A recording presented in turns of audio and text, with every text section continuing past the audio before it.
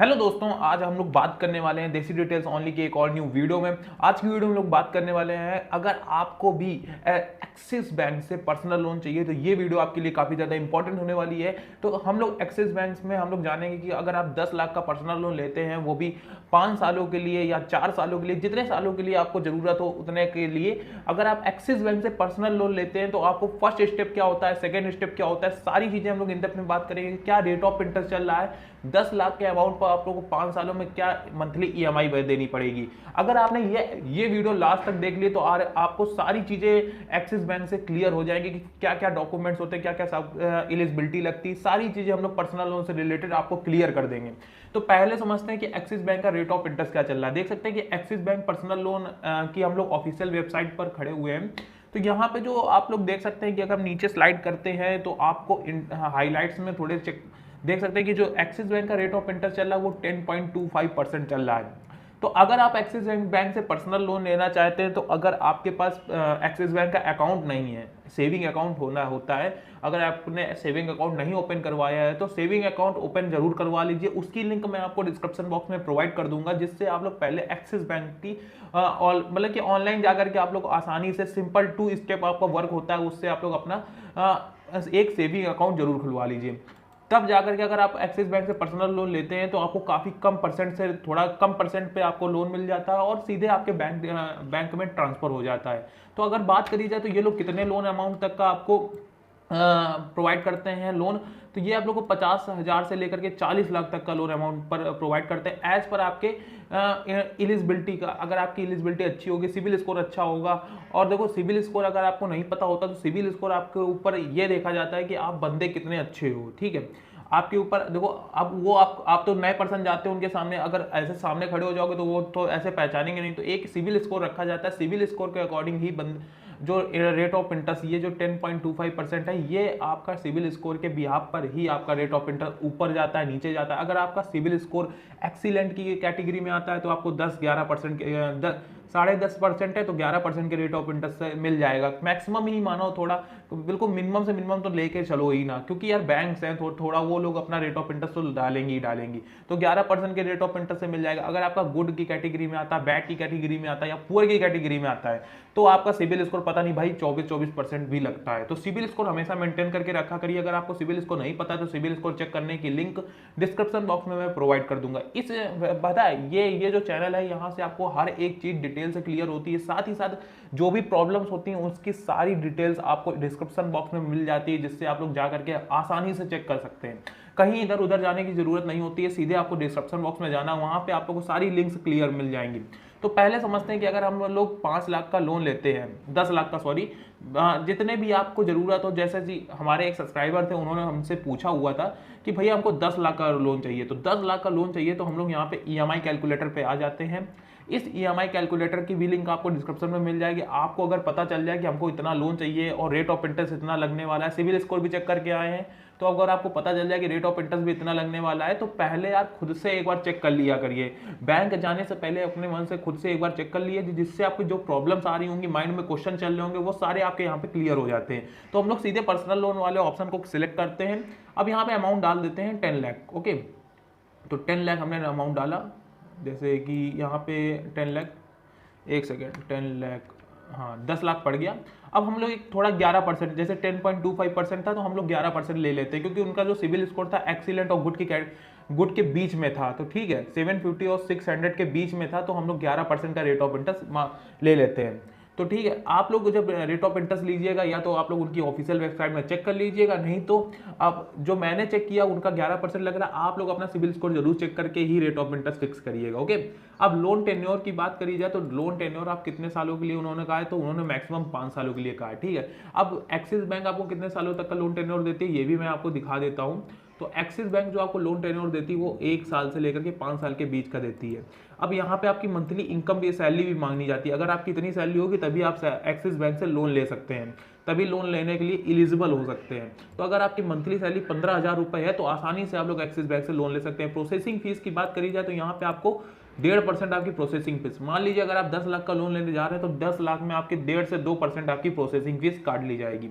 ठीक है, ये भाई हर एक बैंक में होता है। प्रोसेसिंग फीस जो ये सारे फीस एंड चार्जेस में आता है, ये सब में इंक्लूडेड होता है।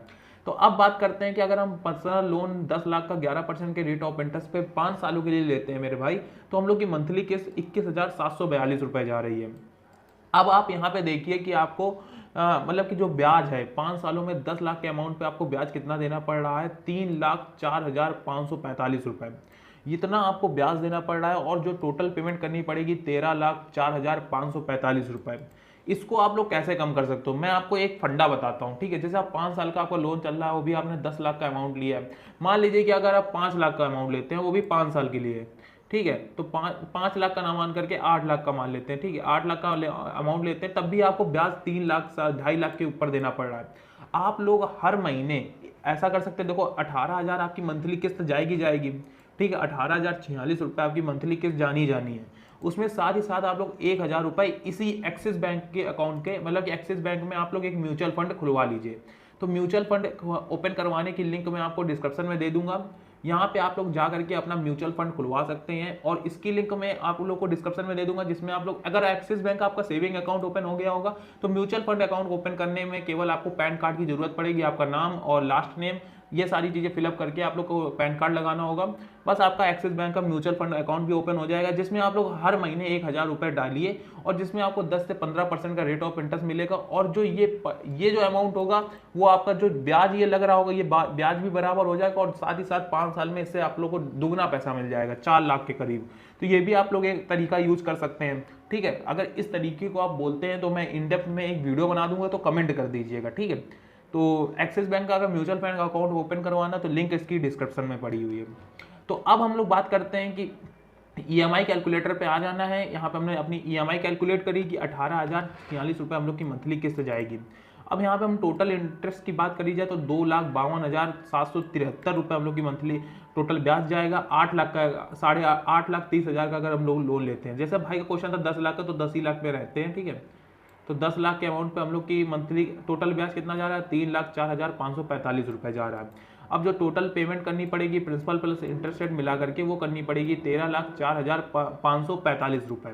ये हम लोग को टोटल पेमेंट करनी पड़ेगी प्रिंसिपल प्लस इंटरेस्ट रेट मिला करके। तो आप लोग देख सकते हैं कि ये सर्कल वाले ग्राफ से कि 23% तक का आप लोग को टोटल ब्याज देना पड़ रहा है, ठीक है। तो कुछ अगर आपको कुछ सिंपल करना है, तो सिंपल आपका ये तरीका ठीक है। आप लोग लोन लीजिए, 3 लाख आप लोग को ब्याज दीजिए। 3 लाख भी कोई ब्याज ज़्यादा नहीं होता है 5 साल के हिसाब से। देखो दुगना ब्याज नहीं, ब्याज बताए जो आपका प्रिंसिपल अमाउंट होता है, जैसे 10 लाख अमाउंट है, तो 10 लाख का अमाउंट आप लोग को 10 लाख का ब्याज ना देना पड़े, बराबर का ब्याज कभी नहीं देना चाहिए, तभी आप लोग घाटे में जा रहे हो, तो ठीक है। तो ये हमेशा याद रखना। अब हम लोग बात करते हैं कि हम लोग को यहाँ पे क्या क्या देखो यहाँ पे अगर हम कंपैरिजन करें अदर बैंकों से, एक्सिस बैंक के रेट ऑफ इंटरेस्ट से, तो एक्सिस बैंक का रेट ऑफ इंटरेस्ट ओवरऑल ठीक ही है। देखो HDFC 11% में दे रही है, ICICI 10.75% में, सिटी बैंक है जो 9% में आपको 10% में दे रही है। तो अलग अलग बैंकों का अलग अलग कैटेगरी है। तो अब एक्सिस बैंक में हम लोग को पता चल गया।